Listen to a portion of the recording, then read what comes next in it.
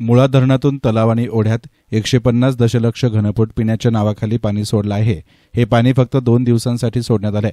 शेती आणि चारा पिकांसाठी हे पाणी देण्यात आलेलं नाही. पाटबंधारे विभागानं शेतकऱ्यांची दिशाभूल केल्याचा आरोप स्वाभिमानी शेतकरी संघटनेचे जिल्हाध्यक्ष रवींद्र मोरे यांनी केलाय. तात्काळ शेतीसाठी आवर्तन सोडण्यात यावं यासाठी भर उन्हात नगर मनमाड महामार्गावर बोंबाबोंब करत अर्धनग्न होत रास्ता रोको आंदोलन छेडण्यात आलंय. राहुरीतील मुळा धरणाच्या डाव्या कालव्यातून शेतीसाठी आवर्तन सोडावं या मागणीसाठी राहुरी बाजार समितीसमोर नगर मनमाड महामार्गावर स्वाभिमानी शेतकरी संघटनेचे जिल्हाध्यक्ष रवींद्र मोरे यांच्या नेतृत्वाखाली लाभधारक शेतकऱ्यांनी अर्धनग्न होत शासनाच्या नावानं बोंबाबोंब करत रास्ता रोको आंदोलन केलं. शेतीसाठी 300 दशलक्ष घनफूट आवर्तन सोडावं अशी प्रमुख मागणी यावेळी करण्यात आली आहे. आपल्या मागण्यांचं निवेदन नायब तहसीलदार संध्या दळवी, पोलीस निरीक्षक संजय ठेंगे यांना दिलं. याप्रसंगी पाटबंधारे विभागाचे शाखा अभियंता विलास पाटील, मुळा डावा कालवा अभियंता अच्युत गीते उपस्थित होते. सुमारे तासभर चाललेल्या या रास्ता रोकोनं रस्त्याच्या दुतर्फा वाहनांच्या मोठ्या रांगा लागल्या होत्या. रास्ता रोको प्रसंगी पोलिसांचा मोठा बंदोबस्तही ठेवण्यात आला होता. दिलीप इंगळे, विजय तमनर, बाळासाहेब खोळे, ज्ञानेश्वर खोळे, आनंद वने, प्रकाश भुजाडी, सुनील आढाव, अक्षय वने, सचिन वराळे, सुनील इंगळे, अमोल वने, संजय पोटे, जितेंद्र इंगळे, राहुल काळे, महेश उदावंत, संतोष आघाव, जनार्दन इंगळे, रामदास वने, सतीश वाळुंज आदींसह लाभधारक शेतकरी मोठ्या संख्येनं उपस्थित होते. आता काय मागणी? आता आमची मागणी आहे, आम्हाला 300 एमसेफ्टी पाणी आमच्या चारा पिकासाठी द्या.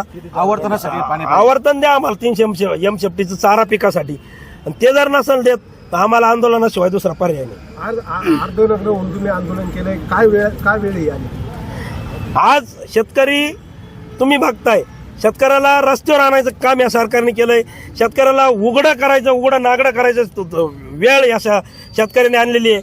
कारण की तुम्ही बघा, आपण शेतकरी एवढा उघडा झाला कारण की आज जर हे पशुधन वाचलं नाही तर त्याला रोजच्या जीवनामध्ये आठवड्याला पैसे येणार तेवढाच एक सोर्स उरलेला आहे. तो जर बंद होत असेल तर त्याला उघडच नाही, आत्महत्या करायची त्याच्यावर वेळ येईल.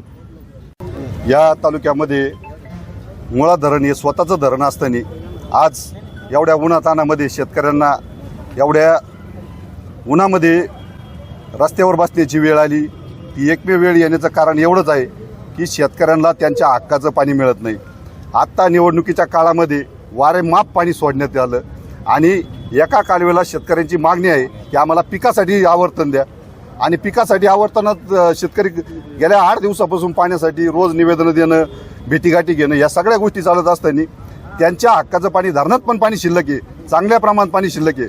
परंतु शेतकरी आपला सरकार कायदा पुढे करत आहे.